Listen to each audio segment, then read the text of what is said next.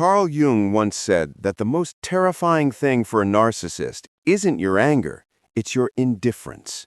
And by the time we're done here, you'll see exactly why that one statement changes the entire way you look at narcissistic relationships.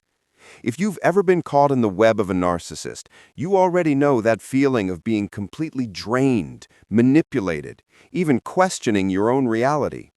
But here's the part most people don't realize, and what Jung uncovered through decades of studying the human mind.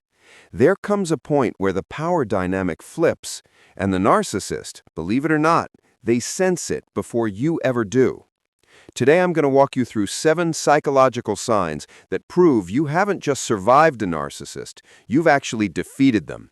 And here's the shocking twist, you might not even realize you've won, but trust me, they do. So stick with me, because sign number 5 will forever change the way you understand your own healing process. And sign number 7, that's the one that sends a narcissist into total psychological collapse. Sign 1, your silence becomes their loudest nightmare. Carl Jung discovered that narcissists survive on what he called psychic feeding. They literally depend on your emotional reactions just to keep their sense of self intact. But when you finally reach what Jung described as psychological detachment, something extraordinary begins to unfold. Your silence at this stage is not the silent treatment. That's just another form of manipulation. This is something entirely different. This is what Jung meant when he spoke of individuation. You grow into such deep psychological independence that you no longer feel the need to explain yourself, defend yourself, or justify yourself to anyone. And here's the brutal truth that Jung understood. Narcissists cannot manipulate silence. They can't read it, they can't control it, and they can't twist it into something else. Your silence creates what Jung called a psychological vacuum, and that is something they can never fill. Sign 2. Their flying monkeys start abandoning ship. According to Jung, narcissists surround themselves with what he described as psychological satellites, people who orbit their false version of reality. These are the flying monkeys, the enablers who once echoed and defended their story. But Jung made a fascinating observation. When you achieve true psychological freedom, these satellites begin to drift away on their own. Why does this happen? Because you're no longer feeding the drama that keeps them locked in orbit. And slowly, people start to notice the cracks. They begin to see that wherever the narcissist goes, chaos seems to follow. They start to realize that you're not the problem. You never were. Jung called this moment a collective awakening, a point where multiple people all at once see straight through the narcissist's mask. And when that happens, the narcissist is forced to watch their carefully built support system collapse, and deep down they know it's collapsing because you have become psychologically untouchable. And this next sign, this is where things start to get really interesting.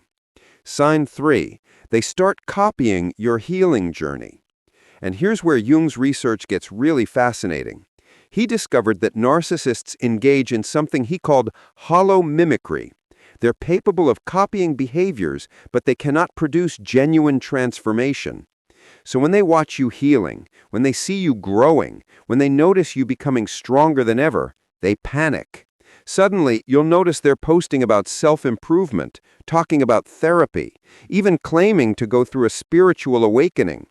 But Jung warned us not to take this at face value. He said, the narcissist's imitation lacks the authentic suffering that creates real growth. You see, while you've been doing the deep, painful inner work, what Jung described as shadow integration, they've only been performing. They're not truly awakening. They're trying to compete with your peace. But here's what Jung knew and what they don't.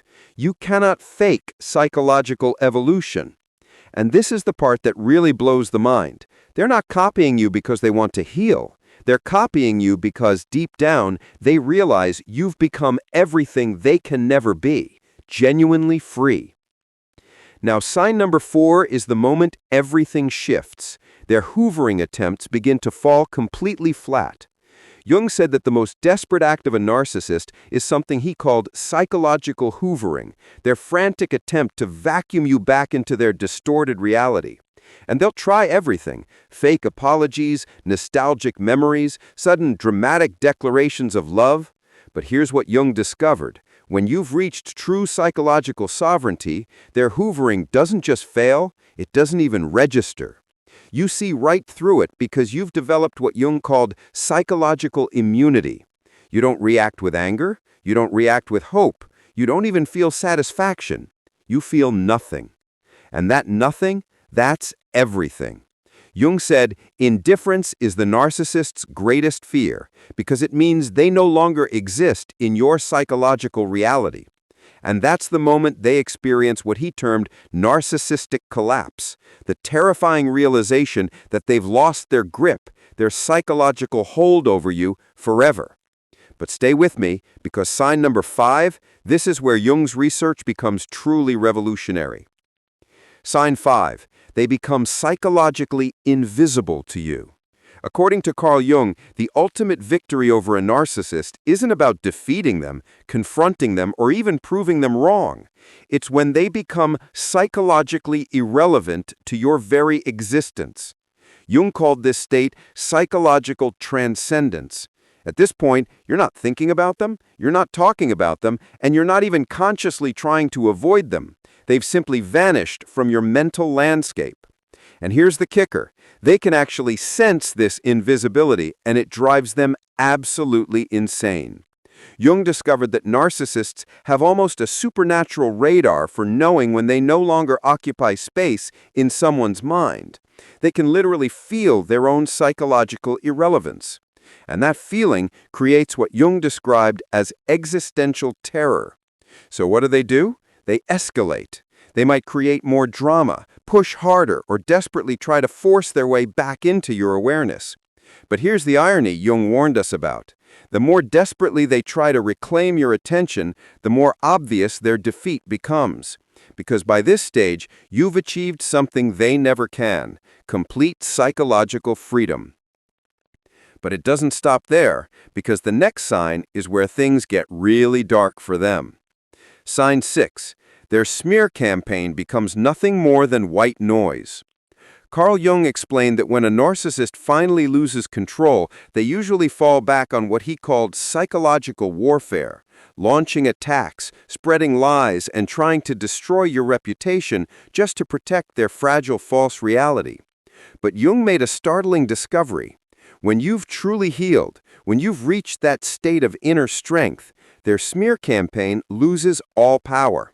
People stop listening, people stop caring, and slowly people begin to connect the dots, realizing that the narcissist is always, without fail, at the center of the drama. Jung described this moment as a collective psychological awakening. It's when the entire social group, friends, family, colleagues, simultaneously sees through the narcissist's mask. And here's the most brutal part. You're not even defending yourself. You're not fighting back. You're just quietly living your life. And that authentic peace, that grounded silence, speaks louder than any of their lies ever could. Jung put it perfectly. Truth doesn't need defending. It defends itself.